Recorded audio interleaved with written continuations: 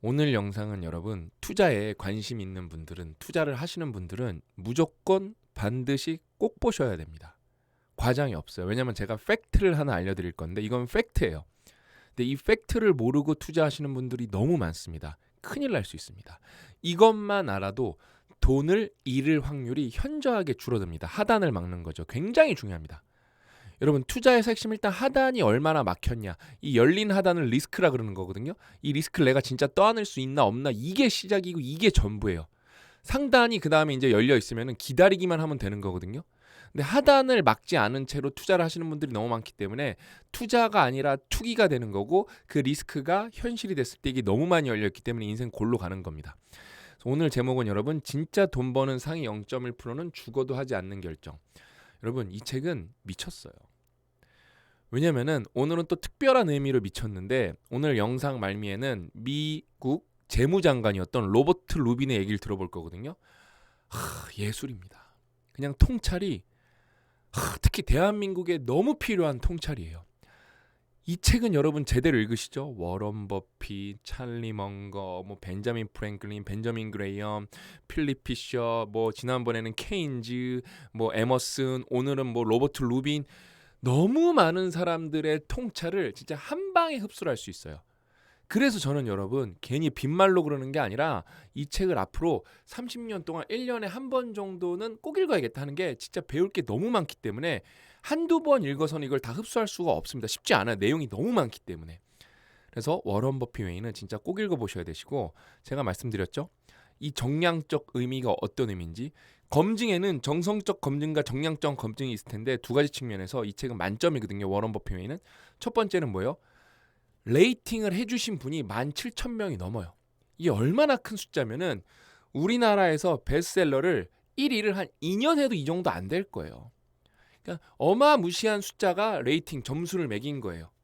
그럼 이제 좋아하는 사람도 있고 싫어하는 사람도 있을 거잖아요. 그렇죠? 근데 5점 만점에 4.18은 그냥 사실 대부분 좋아했다는 거예요. 대부분 사랑했다. 좋아하는 정도가 아니라. 5점 만점에 여러분 굿리즈에서 4.18 맞는 거는 진짜 불가능에 가까운 점수입니다. 왜냐면은 레이팅을 17,000여 명이 넘게 했기 때문에.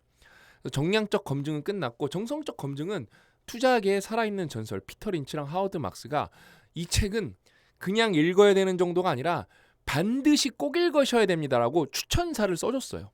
읽어보세요. 추천사 진짜 그렇게 써 있어요. 피터 린치랑 하워드 막스가 뭐예요, 여러분? 투자계에 살아있는 전설이에요, 전설. 그래서 이분들은 인간계의 끝판왕. 워런 버핏은 뭐예요? 천상계에 있는 분. 진짜 여러분, 이 워런 버핏 웨이는 결국엔 이제 워런 버핏과 찰리 먼거의 철학을 배우는 거거든요. 예술이에요. 그래서 여러분 완벽한 돈 공부 명저 시리즈 클래식이죠, 말 그대로.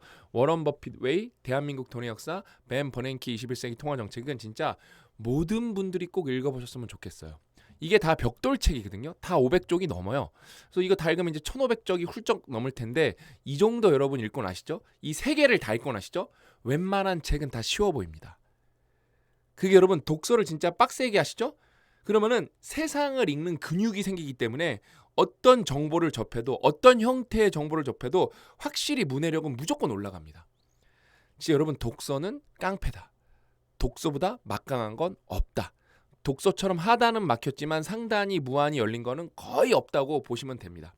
그래서 이 세 권의 시리즈는 꼭 읽어보시기를 강력 추천드리면서 본론으로 들어가 보면은, 제가 팩트 알려드린다 그랬잖아요. 학자와 연구자들은 어떤 자산운용 관리자와 어떤 투자 전략이 장기적으로 시장을 이길 확률이 가장 높은지 밝히기에 많은 노력을 기울여왔다. 왜냐면 이거를 알면은 금맥을 캐는 거니까. 세상에 뭐 경제학과, 경영학과 여기서 공부를 얼마나 많이 했겠어, 연구랑. 그쵸? 그래서 The Journal of Finance, 금융 저널이라는 곳에는 여러 저명한 대학 교수들의 연구를 바탕으로 한 논문이 실렸으며, 이들은 모두 뮤추얼 펀드의 성과에 일정한 패턴이 존재하는가, 왜 이 패턴을 찾으면 떼돈 버는 거니까 라는 근본적인 질문을 던졌다. 이 학자들은 강력한 분석력과 방대한 데이터 연구를 통해 문제를 탐구했지만 완벽한 정답, 즉 패턴이죠, 성과를 내는 패턴을 찾는 데는 실패했다. 이들 연구 중 4편은 지속성이라는 개념을 달았다. 즉 투자자들이 최근 성과가 가장 뛰어난 펀드를 선택하는 경향이 있으며 펀드 매니저의 과거 실적이 미래 성과를 예측하는 지표가 될 것이라고 믿는 현상을 연구한 것이다. 이러한 투자 행태는 일종의 자기 충족적 모멘텀을 만들어낸다. 즉 올해 투자자들은 지난 1년 동안 가장 높은 성과를 기록한 뮤추얼 펀드에 자금을 몰아넣는다. 이러한 모멘텀이 1년 단위로 측정되며 작년 1등 펀드를 매수해 내년에도 좋은 성과를 기대하는 투자 방식을 우리는 핫핸드 현상이라고 부른다. 즉 과거의 단기 성과를 바탕으로 미래에 어떤 뮤추얼 펀드가 좋은 성과를 낼지 예측할 수 있을까라는 질문에 대한 답을 찾는 것이 이 연구의 핵심이었다. 그러나 사우던 캘리포니아의 경영대학원의 마크 카우트와 프린스턴 대학교의 버턴 말킬이 진행한 두 연구에서는 지속성과 미래 성과 간의 의미 있는 상관관계를 찾지 못했다. 그러니까 쉽게 말하면 뭐예요? 그 작년에 제일 핫했던 펀드 매니저가 그 다음 연도에도 제일 핫하다. 이게 입증이 안 된다는 거예요. 그런 일은 없다는 거예요. 또한 하버드 대학교 존 FT 행정대학원의 교수진인 데릴 핸드릭스, 자이언 다우 파텔, 리처드 잭 하우저가 15년간 많이도 연구했네요. 그렇죠? 15년간의 데이터를 분석해 세 번째 연구에서도 올해 최고의 성과를 낸 핫핸드 매니저를 따라 투자한다고 해서 내년에도 핫핸드 펀드를 보유하게 될 것이라는 보장은 없다라는 결론을 내렸다. 여기까지 보셨으면 여러분 어떤 생각을 하시면 되시죠? 예를 들면은 유튜브 참고할 수 있어요. 왜냐하면 우리가 모든 정보를 직접 찾을 수 없기 때문에 유튜브에서 투자를 위해서 정보 참고할 수 있습니다. 근데 문제는 예를 들면 이런 주장은 믿으면 안 된다는 거예요. 유튜브에서 제가 여러분 증명하겠습니다. 계좌 까겠습니다. 이만큼 벌었습니다. 라고 어떤 분이 증명을 해요. 근데 그게 어떤 단기적인 결과예요. 그러면 사람들이 이 사람 대단하네. 이 사람 말 들어야겠다. 그러면 된다는 거예요? 안 된다는 거예요? 안 된다는 거예요. 15년간 데이터 분석을 해보고 여러 데이터를 다 방대하게 분석을 해봤는데 어때요? 연관성이 없다는 거예요. 없어요. 각 연구자들은 독립적으로 연구를 진행했지만 모두 동일한 결론에 도달했다. 과거 성과를 바탕으로 다음해 최고 성과 펀드를 예측할 수 있다는 확실한 증거는 존재하지 않는다. 왜냐하면 세상에 여러분 돈이 얼마나 많은데요. 이런 원리랑 이런 어떤 패턴을 찾아내면은 돈은 거기로 진짜 쏟아져 들어가게 돼 있어요. 왜냐하면 다 돈을 더 벌고 싶어 하니까. 근데 없다는 거예요. 즉 단순히 최근 성과가 좋은 펀드에서 다른 핫 펀드로 옮겨 다니는 것은 투자자의 자산을 증대시키는데 아무런 도움이 되지 않는다. 특히 핫 펀드가 단순히 주가 성과만으로 정의될 때는 더욱 그렇다. 그럼에도 불구하고 왜냐면은 그게 과정을 알아야 되는데 단순히 주가만으로 이 사람의 성과를 측정한다? 그럼 되게 위험하다는 거예요. 그럼에도 불구하고 그리고 압도적인 학술 증거에도 불구하고 여전히 많은 투자자들은 주가 성과만을 기준으로 투자 결정을 내리고 있다. 그다음에 유튜브에서 훌륭한 분들도 많으실 텐데 여러분들이 진짜 조심하셔야 하는 분들이 어떤 사람들이냐면은 자꾸 증명을 한대요. 그래서 보셨죠? 여러분 이거 제가 이만큼 투자해서 이만큼 700% 수익 냈습니다. 근데 진짜 조심해야 되는 게 그거예요. 여러 가지를 심지어 계좌도 여러 개 만들어서 투자를 한 다음에 하나 잘 된 거를 보여주는 사람들이 생각보다 많을 거예요. 왜? 그 사람들은 어떤 거를 팔고 이북을 팔고 아니면 자기네가 이제 알려주는 가이드라인을 팔고 아니면 유튜브 뷰수를 팔고 아니면은 그 회원제를 팔고 그런 식으로 돈을 벌기 때문에 그러면서 여러분들한테 확신한 증거 증명했으니까 저는 됐죠? 이런 식으로 갈 거기 때문에 그런 분들을 진짜 조심하셔야 됩니다. 분명히 좋은 분들도 많을 거예요. 그 다음에 금융저널의 네 번째 연구는 에머리 대학교의 재무학 교수인 아밋 고얄과 애리조나 주립대학교의 재무학 교수인 선힐 와할이 공동 집필했다. 얼마나 많은 여러분 연구들을 우리 헤그스트롬 우리 작가님께서 정말로 이걸 집대성한 거거든요. 그러면서 워런 버핏이 진짜 얼마나 옳은 철학을 갖고 있는지 증명하기 위해서 이 작가님 자체가 진짜 독서량이 어마어마하신 분이에요. 이분 자체가 굉장히 큰 펀드를 운영하는 분이에요. 상도 받으셨고. 이 연구는 성과 지속성에 관한 이론적 분석을 넘어서 실제 포트폴리오 매니저를 평가하고 추천하는 과정에서 발생하는 중대한 오류를 다룬다. 고얄과 와할은 2001년부터 2004년까지 1475개 투자 운영사가 관리한 6260개의 기관 포트폴리오를 분석했다. 그 결과 포트폴리오 매니저를 고용하고 해고하는 역할을 맡은 컨설턴트들이 매우 단순한 방식을 따르고 있음을 발견했다. 최근 성과가 기준보다 낮은 매니저는 해고하고 최근 성과가 기준보다 좋은 매니저는 새로 고용하는 방식이었다. 이런 방식이면 우리도 컨설턴트 할 수 있을 것 같아요. 그렇죠? 문제는 이 단순한 기준이 현명한 의사결정이 아니었다는 점이다.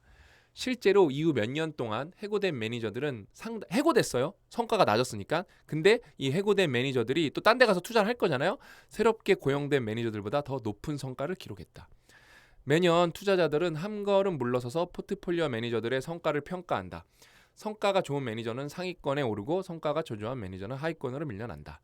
이러한 평가를 통해 매니저들을 교체하는 결정이 결과 수익률을 평가하고 투자 과정과 수익을 이끈 전략까지 고려하는 신중한 과정일 것이라고도 생각할 수 있다. 하지만 안타깝게도 그렇지 않다. 물론 성과 자체가 중요하지 않다는 건 아니다. 성과 무엇보다 중요하죠. 그렇죠? 성과는 당연히 중요한 요소다. 하지만 매년 수익률이 높은 매니저만 찾는 것은 그런 사람이 없다니까요. 워런 버핏도 그 60년 복리여서 500만 프로지 1년 1년 평균으로 하면은 20 몇 프로인가 그럴 거예요. 30% 안 넘어요, 여러분. 근데 막 우리는 이제 복리 효과를 무시하고 이걸 잘 모르니까 나 1년 동안 해서 30% 벌었어. 그러면은 잘 모르시는 분들이 이게 수익이 높다고 생각하시는 분들이 생각보다 잘 없어요. 없습니다. 일단은 은행 이자보다 그다음에 시장 평균보다 높으면은 그건 어마어마한 실력자거든요. 그걸 진짜 꾸준히 하는 게 이제 중요하죠. 복리로 가야 되니까. 그렇죠? 근데 막 여러분들은 2배 벌었습니다. 뭐 10배 올랐습니다. 이런 거에만 관심을 주시기 때문에 그러니까 그래서 워런 버핏 웨이 같은 거 책을 한번 정독을 해야죠. 아, 투자의 본질이라는 건 이런 거구나. 이러한 태도는 투자자들을 성과 추종자로 만들고 특정 전략이 효과를 보인 후에야 뒤늦게 따라사게 하며 최근 성과가 조져있던 전략은 외면하게 만든다. 문제는 어떤 전략이 좋은 성과를 냈는지 이해하지 못한 채 투자하면 단순히 운이 좋아서 성과가 좋았던 나쁜 전략을 선택할 수 있다는 점이다. 그러니까 운 좋아서 올랐던 건데 이 사람 잘하네? 내 돈 좀 많이 넣어야겠다. 근데 그게 운이었던 거예요. 그래서 이제 그런 사람 믿었다가 막 반타작 떼고 30% 마이너스 나고 막 없어지기도 하고 그러는 거예요.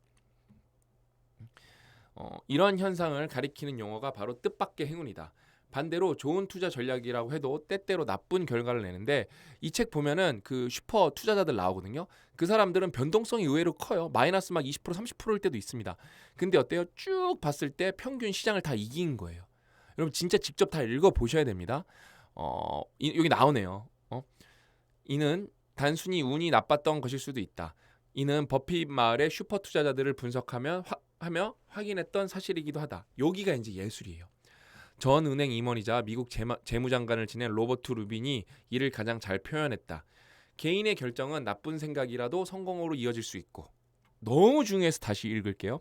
개인의 결정은 나쁜 생각이라도 성공으로 이어질 수 있고 좋은 생각이라도 실패로 이어질 수 있다. 너무 중요해서 한 번 더 읽을게요.